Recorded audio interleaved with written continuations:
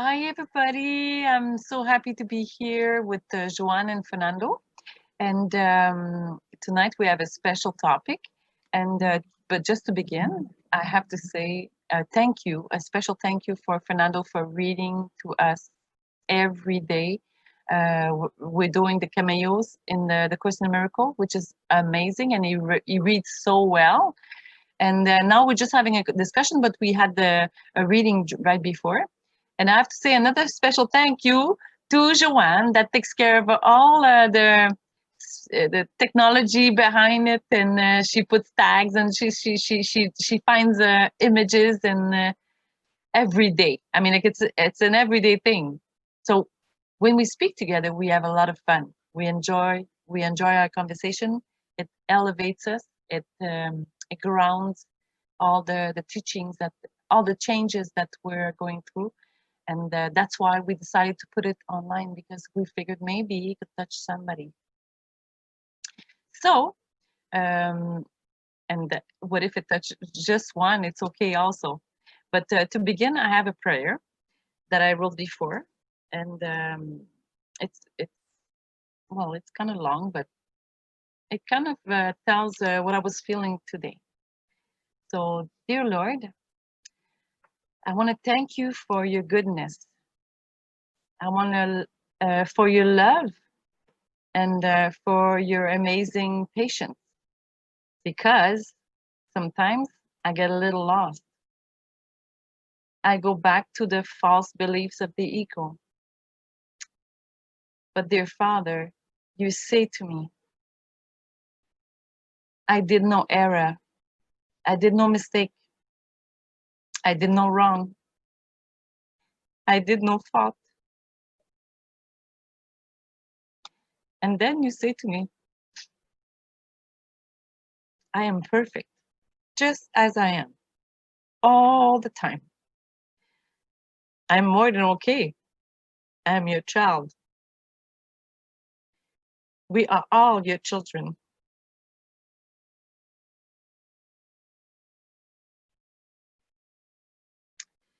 And you love us unconditionally, no matter what we do, no matter what is going on in our non-reality, no matter what is going on in our meaningless world.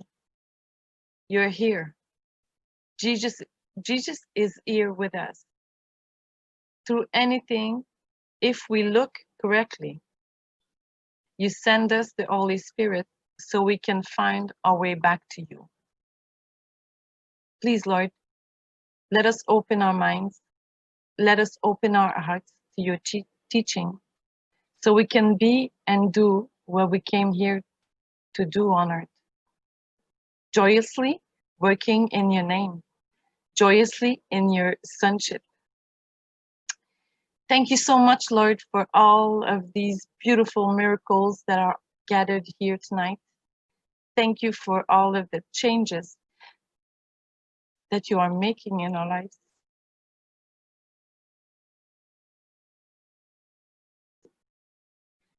Thank you for all your guidance, which we are now ready for.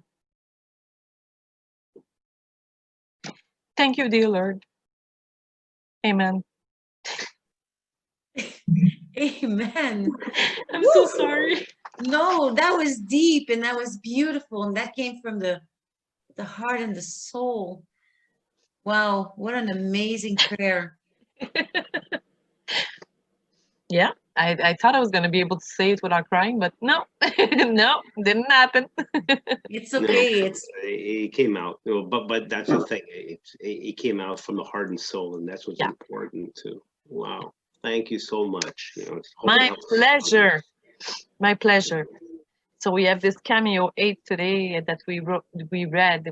Which is totally amazing. They're all amazing, but they all speak to us. But this one also speaks to us. And I find that the Cameo 8 has a lot of different points, and it touches a lot of different subjects. And to me, this Cameo, I found it just like amazing, like just like the other ones. But this one is like, did it speak to me? And like reading it only, seriously, it's like 5 pages long, but reading it only takes me like maybe 10, 15 minutes. But the discussion we had during the cameo took like was an like 2 hour. hours long. But he brought up It's so true. so many points. I know. I don't know if we're going to be able to bring them all up, but no, it's okay. We'll condense it. This is something among the three of us, but wow. Okay. And yeah, as I was reading it, you know, the three of us were like highlighting and underlining everything, certain points. So at the beginning, so the situation, what is the situation with Ellen and Bill? So the situation is that She feels, well, at the beginning, it's more Bill. there's a slip. There's a slip or something. Yeah, there's a slip. Like he forgets to ask her, or there's something about actually reminding her that he should have and he didn't. it talks about a message that Bill received, and he had a slip about the rivet and river. Yeah, a Freudian slip. He Yeah, just mixes the words, you know. exactly. Okay. But that all comes to me. What it said to me is because he feels that he's in jail. So for him, it was a rivet and not a river. So he had one more rivet. Therefore, he was still caged in, you know. Because So, a rivet is like a material of construction. Which yeah, it binds things together. Yeah, yes. yeah, a rivet, it's a bolt. It's a bolt. You know, Yeah. like a screw and bolt, basically. Yeah. So for him, he was not totally free, because for him, he misunderstood that it was a rivet. Therefore, it was a river. You know, one more river. But the thing is that it speaks. It was his soul crying to wanted to reach out. You know, Because it was in the lack of love. yeah, of course, of course. You know, guys, I need to say that because I wanted to say it right after what you read, Angelique, and whoever's listening to us right now that is not feeling well, that's feeling low, depressed, scared, anxious, sad, not love, anything that is loveless or a lack of love. I just want you guys to listen to what I'm going to say right now, and it's not coming from me, it's coming from Jesus, and this is who you are, and this is how God sees you. And it goes something like this: you are wholly lovely, a perfect shaft of pure light. Before your loveliness, the stars stand transfixed and bow to the power of your will. What do children know of their creation except what their creator tells them? So you were created above the angels because your role involves creation as well as protection. You who are in the image of the Father need bow only to him, before whom, talking about Jesus, I kneel with you. Beautiful is that? Yeah. Yes. Yeah. And Imagine, Joanne, if we can go through our days thinking we are that. Thinking Jesus is kneeling with us. Thinking that we are so perfect, that the stars are transfixed, and that we're above we the are above angels. the angels. So imagine that if we go through life, letting go of the ego, pushing aside the ego and seeing ourselves through these eyes and through this life, that is so amazing. Yeah, and that's the first point I wanted to bring up in this discussion.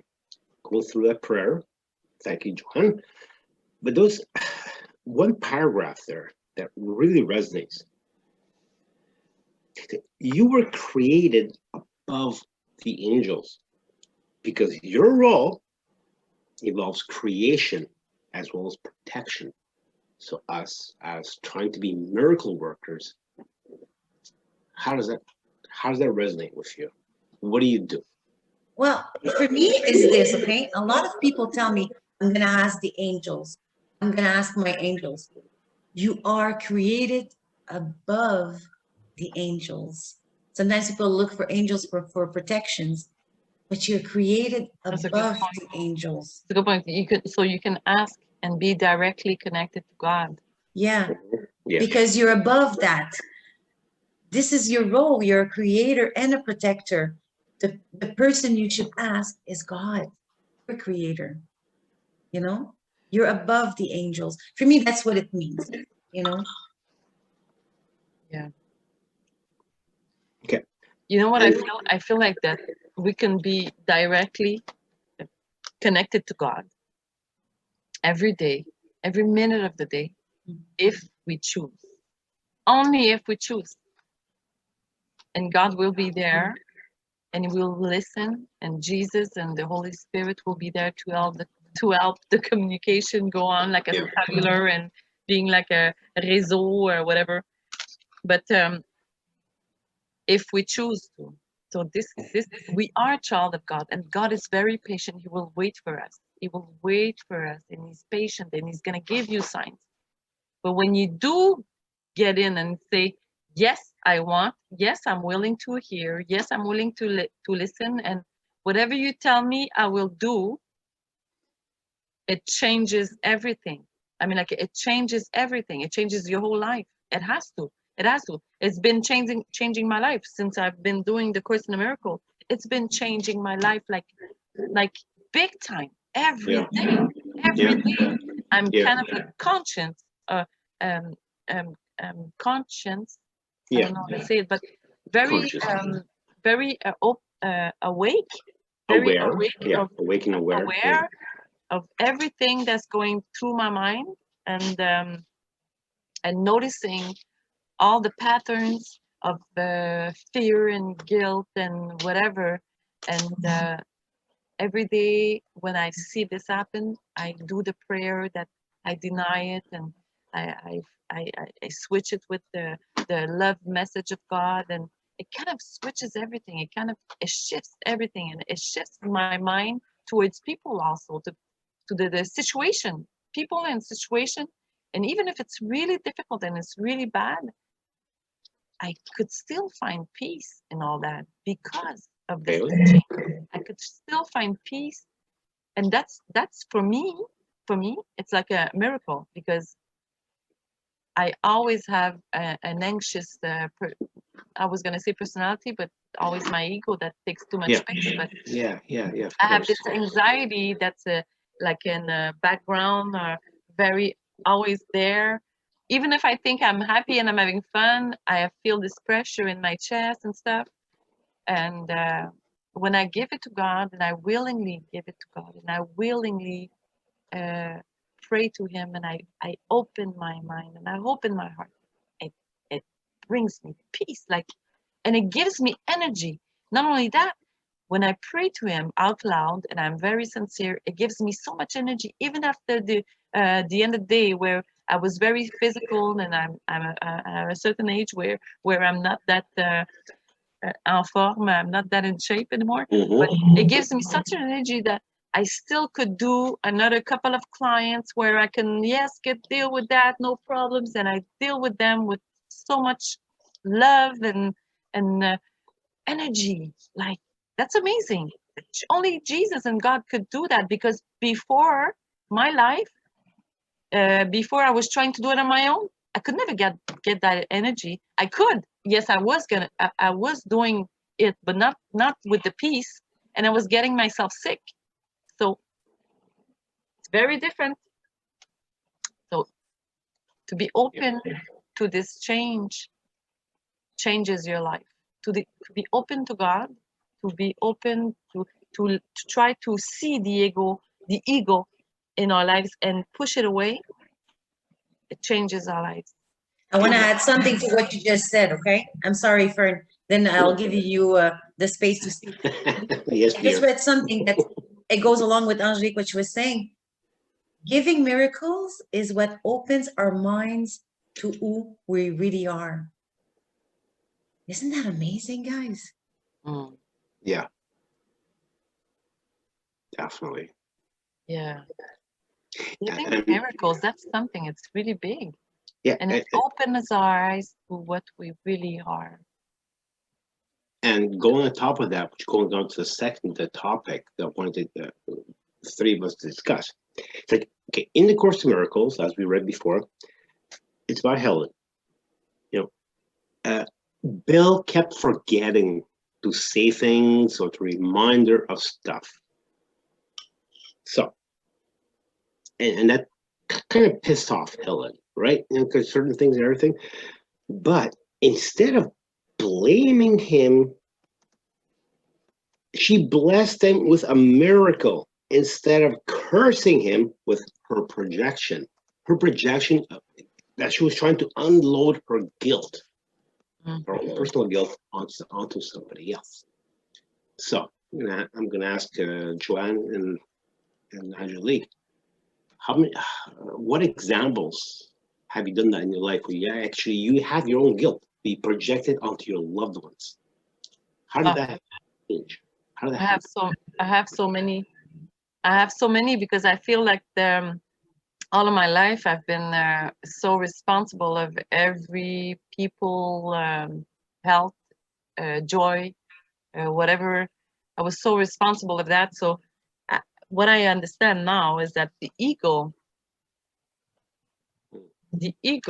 created those roles for me, and it created them in a way that I could never, whatever I could do was never going to be enough anyway. Either it's from my eyes or the other person's eyes. Let's say my mother. Whatever I do with my mother is never going to be enough. Yeah, tell me about it. Through our eyes, but also through my eyes, because sometimes, like, I'm gonna think, well, no, I shouldn't been a better daughter. I should have done this. I'm not good enough. I was bad at that day, or like, because we all have our days. But then again, if I put this to anything, even if it's work, responsibility at work, if it's a responsibility that I have with my son, my boyfriend, or whatever, my friends. It's funny because if the ego comes in, he's gonna come in and say, "Well, you were not that great there. Well, today, you could have, like you said, this instead." So I'm never good enough. Okay, I'm never good enough. But yet, those roles were created by the ego. And if let's say, just for fun, let's say just for fun, I let go of this responsibility, because in reality, who am I to be responsible of their happiness? Who am I? How could I say? It's as if like I'm saying I could do a difference in her life better than Jesus could do or God could do. It's impossible. Like, I mean, like, I would be very I'm sorry, my dogs are having fun. It would be, how do you say, like, very egocentric to think that I could make a difference better than God. So this is my thought on this. Yeah, that's true. I'm gonna close myself for a little while till they calm down. But you, Fernando, what do you think about that? Geez, where to start?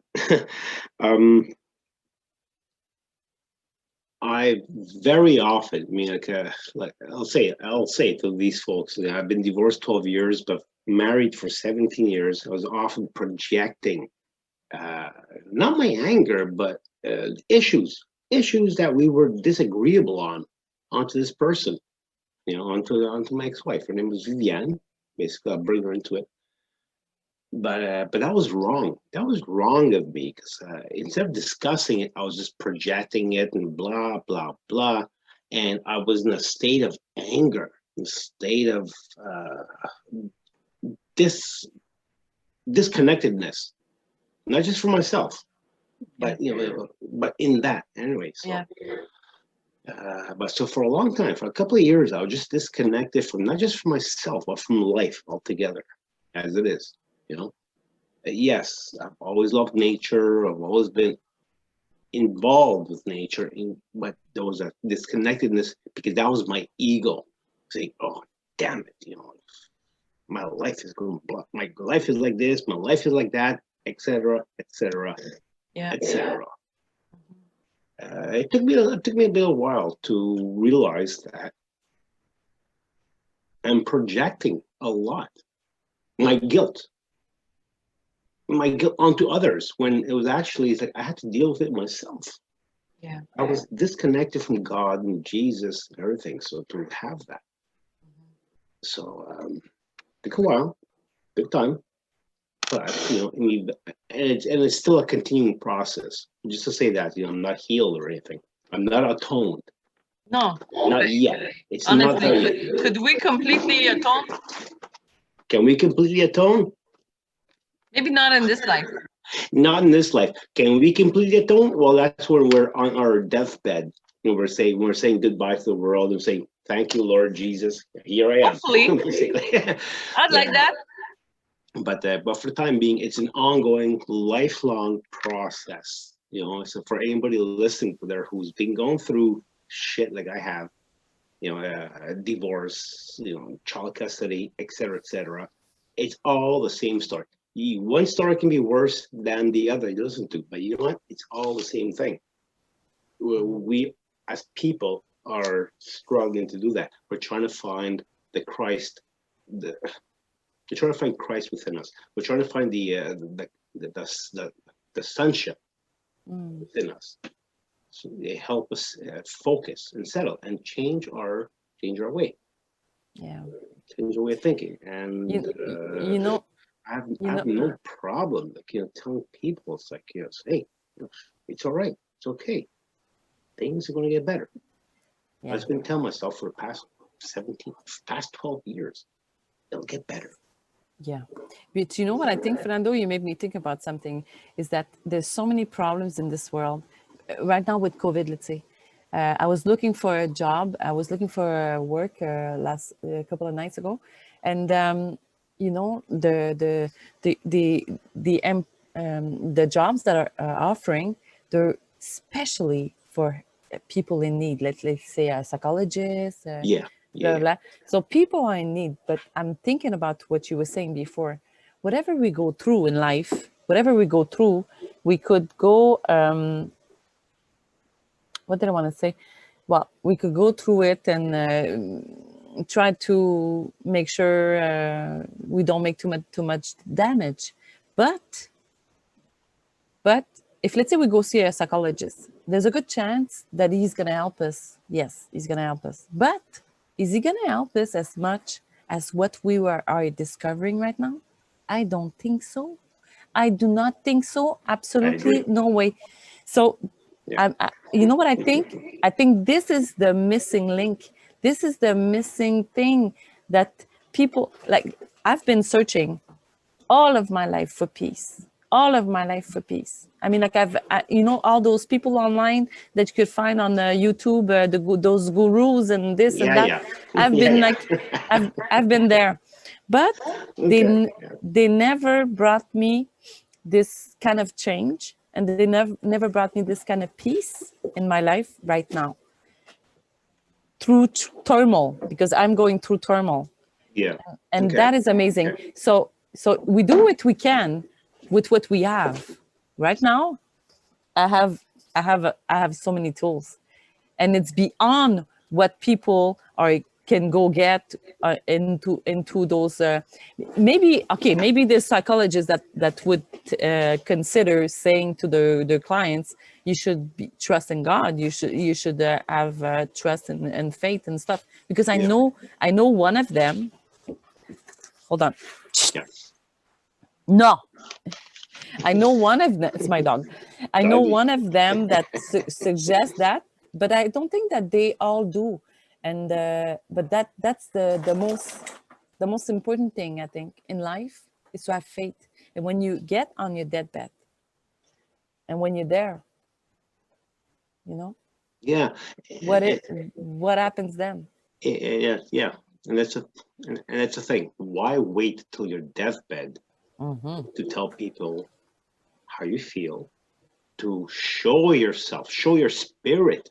Why wait? Yes, and while you're living, and to change your life and to make a better life. Why wait?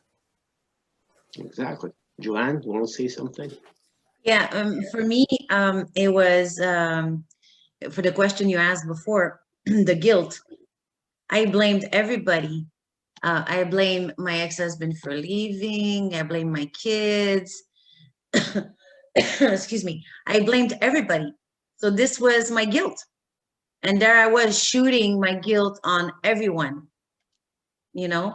And unfortunately, it also affects you physically, staying in a state like that. So for me, it was more abandonment. That was my Yeah. issue. But it all started from guilt, you know? Your own personal guilt. Yes, and from a lack. So what I would do, and now I understand it, for what I would do to fill in my lack was looking for stuff outwards, like gambling. You know, before I used to Okay. gamble a lot, and I would call this my relaxation time, you know, or it's like it's where I escape, but it's not true. Thinking about me for a moment. Yeah. Yeah, you know, just me, you know, but it's not true. And there it would for me, I was trying to fill in that lack, that and I would leave, winner or loser, I would leave in the same condition, still lacking, because I was looking for it outwards. For some people, it could be shopping. For other people, it could be alcohol. It could be anything. But Absolutely. one thing is for sure: when you're lacking inside, you'll go look for something outside to fill in that lack. Some people, it's sex. So true. You know. Yeah. So Yeah. true. So for me, this was like the big thing that was revealed when we read Cameo 8. It is true that I was looking outwards to fill in what was missing inside. And guys, what was missing inside was my self-worth and love, and to know that I am holy, loving, lovable. Yeah. Not only to think, but to know that I was, or that I am, you know, now I know, you know. So I found that really amazing. That's what I want to say before. Yes, but I still, yeah, absolutely. But and I still think that we have to repeat it to each other, and we have to repeat it to ourselves that we are, because freaking ego comes in and Yeah. it kind of makes us forget, Mm-hmm. you know, that we are. So absolutely. And So something else, if and we could stay in that kind of mindset, would be so amazing. yeah, we have to keep reminding ourselves. And something else I underlined, guys, was don't feel guilty about what you did. Because when you ask for forgiveness, it is forgotten. So don't feel guilty about what you did. Sexting, the gambling, the alcohol, the abuse, whatever. It's just a natural outgrowth of the mental state you have been in. But when you change that state and you go in the love mind, you don't need the outward things. You don't need anything. You have everything. Yeah. And therefore, abundance comes to you. It comes to when you don't need anything, you know? And that brings me to That's a good point. that brings us to a point that as we were reading, three of us reading Cameo 8. Thank you for bringing us back. Yeah, sorry, no, just sorry, but something that we did talk about was the term scarcity. Mm-hmm. You know, and like I said, downfall. Basically, if you look at the dictionary, scarcity means, an example, you know, you're in a desert and there's a scarcity of water. Okay, that's what it means.